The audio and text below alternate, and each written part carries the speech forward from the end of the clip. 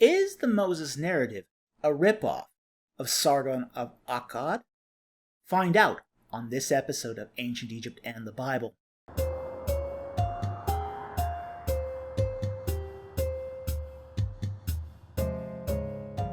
It is a common assertion among mythicists and atheists that the Moses narrative was a ripoff of the biography of Sargon of Akkad. And if you like these videos and wish to help us out, please hit that subscribe button. Your subscription really matters. And if you wish to help out this channel financially, please consider supporting us through Patreon, buying my most recent book, The Ark of the Covenant in its Egyptian Context, An Illustrated Journey, or by supporting us on our new GoFundMe campaign to write a book on the 10 plagues of the Exodus. Please see the details below in the description. Okay, the argument goes that Sargon of Akkad, as an infant, was placed in a basket and floated down the river. And since the Moses narrative tells of the baby Moses also placed in a basket and floated down the river, the latter must be a copy, a ripoff of the former. But does that follow? We're going to look into this issue today.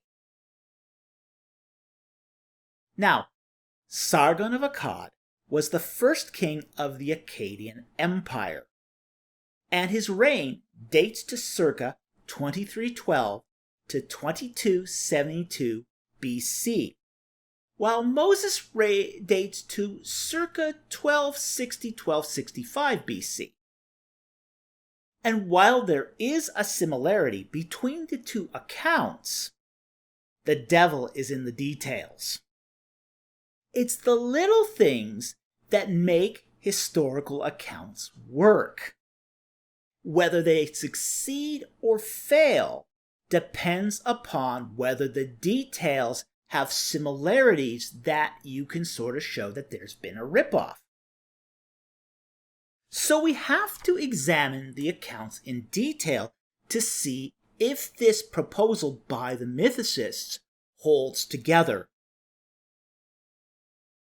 Now, the first problem is that the biographies of Sargon are relatively late. Most of these date to the Neo-Assyrian period, hundreds of years after Moses. Now, am I implying that the biographies of Sargon of Akkad ripped off Moses? No. But I am suggesting that there is a common custom that is shared by both cultures. But exactly how close are the two stories? In the account of Sargon of Akkad, Sargon's mother was an Adityan princess who broke a sexual vow. In the book of Exodus, Moses' mother was a married woman who feared for the life of her child. In the Sargon of Akkad account, the mother needed to get rid of the child to protect herself, but couldn't bring herself to kill the child. In the book of Exodus, the mother nursed the child, which she hid for 3 months. But the risk of discovery was too great, so she put the child in a basket to save him. Sargon of Akkad. Sargon's basket was found by a gardener. Book of Exodus. Moses' basket was recovered by the daughter of the king. Sargon of Akkad. He becomes the cupbearer of King Lugal-Zagezi, king of the 3rd dynasty of Uruk. He usurps the king and conquers many nations. Book of Exodus. He is raised in the royal court, becomes a murderer, is forced to flee, becomes a shepherd, and leads his people out of Egypt. The only actual similarity between the two accounts is the baby in the basket. But this raises another question. If the Moses narrative had borrowed one piece of the Sargon of Akkad narrative, would this really be a ripoff? A ripoff is a colloquial way of saying that one story plagiarized from another. Now, besides plagiarism being an anachronistic concept to the ancient world, because frankly, narratives were copied all over the place in the ancient world. Let's be honest about that. So plagiarism really was not a faux pas to the ancient writers.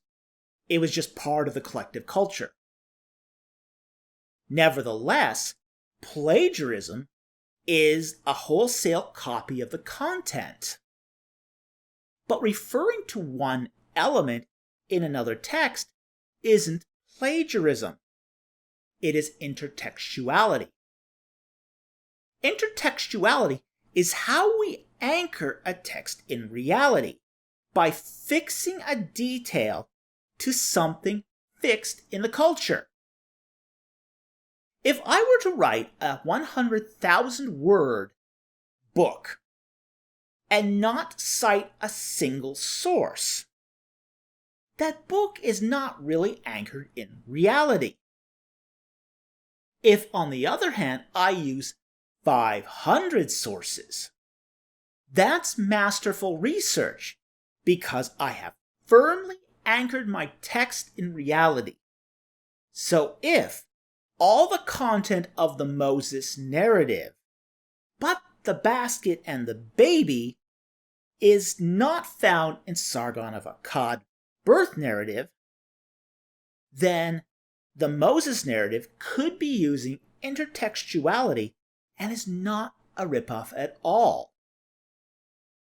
That then makes the Moses narrative not myth, but literature.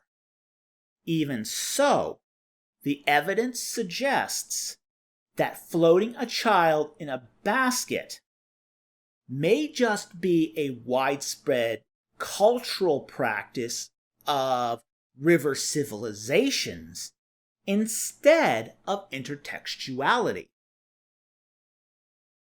Practices of leaving an infant to the fate of the gods are well known across cultures, even if not widely discussed in native texts. So essentially what we have here with babies in baskets seems to be a cultural practice where a parent cannot keep a child, so lets the child's fate rest in the hands of the gods. Anyway, that covers the Moses narrative and Sargon of Akkad. I hope you found this video interesting and educational. Thank you very much for watching, and I will see you next time on Ancient Egypt and the Bible.